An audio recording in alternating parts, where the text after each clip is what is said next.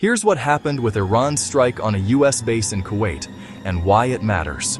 In Kuwait, at Shuaiba port, a drone slammed into a makeshift tactical operations center, a triple-wide trailer used as office space. 6 American service members were killed. Major Generals Jeffrey R. O'Brien, Captain Mars, Cody Cork, Sergeant First Class, Noah Teachins, Sergeant First Class, Nicole Amor, Sergeant Declan Cody, posthumously promoted Chief Warrant Officer 3, Robert M. Marzan, believed to be the 6th all from the 103rd Sustainment Command out of Des Moines. A memo suggests Iranian intelligence likely tracked U.S. movements the week prior. Leaders had debated using that site at all.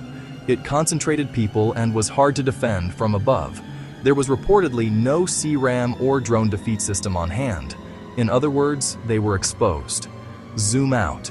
Part of Iran's retaliation to U.S.-Israeli strikes launched Feb 28, Operation Epic Fury. Those opening strikes hit deep inside Iran, killing top officials, including Ayatollah Khamenei, and caused civilian casualties near a naval base in Manab. Iran answered with waves of drones and missiles across the Gulf.